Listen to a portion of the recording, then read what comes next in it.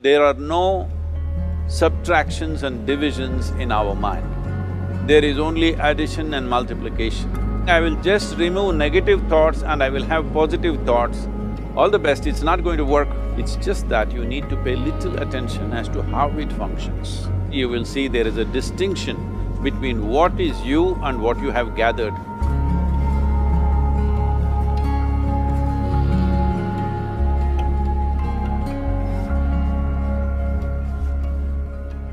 Well, see the way the question is asked and also the way normally it's addressed is, people think there is something called as negative thought and positive thought. They want to remove the negative thoughts and have only positive thoughts. For such people, I would ask them to just experiment for 10-15 seconds. Let them forcefully remove one thought from their mind. For example, next 10 seconds, just don't think of a monkey. Try not to think of a monkey for next 10 seconds. You will see you will be full of monkeys. So what I'm saying is, this is the nature of your mind, because in this mind, all the three pedals are throttle. There is no brake, there is no clutch. Whatever you touch, it will only go faster. In this kind of mind, people have been taught from moral teachers and religious teachers, do not think about bad things. Well, since then it's been a full-time job. So there is no way you can handle the mind like this. This doesn't need any great enlightenment. If you spend 2 minutes with your eyes closed, you will realize you cannot do anything forcefully with this mind. So, I want to remove negative thoughts. Do not ever go in this direction, because what you want to remove will become your quality. Always you will be on it. So what should I do? The thing is this, without understanding the fundamental mechanism of this mind, because our mind, human mind, is the most sophisticated computer on the planet. Even all the supercomputers have come out of this.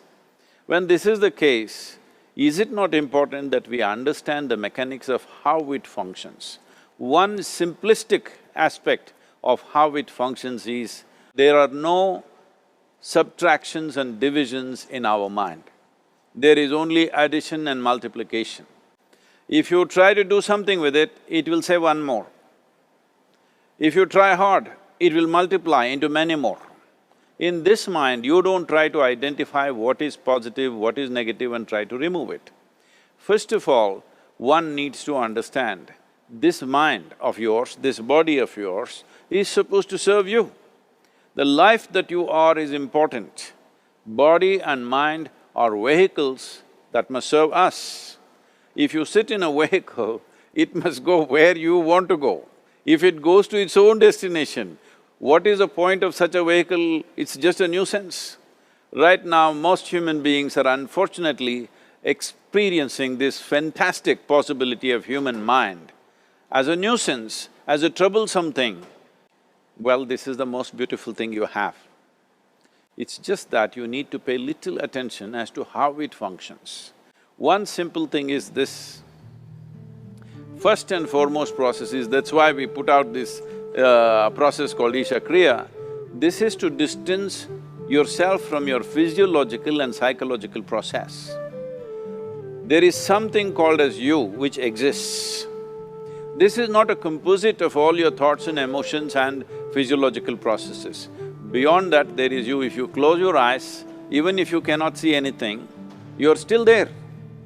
It is through the window of your eyes that you're looking out, but if you close your eyes, it doesn't mean that you don't exist, you still exist. So beyond your thought, you still exist, beyond your emotion, you still exist. So that you, the life that you are, this has to come into your experience. Why is it that you're not allowing that to come into your experience, which is the most significant aspect of who you are? Who you are right now, the most significant aspect is, you and me are alive right now, this is it. What I'm thinking, what you're thinking is not the important thing. We are alive right now, that is the important thing. So, it is important that you focus on this fundamental sense of aliveness within you, and then you will see there is a natural distance between you and your thought process. Once there is a distance between your psychological process and your physiological process, this is the end of suffering. Because there are only two kinds of suffering that human beings go through, physical suffering and mental suffering. Once you create a little space between you and your mind, between you and your body, this is the end of suffering.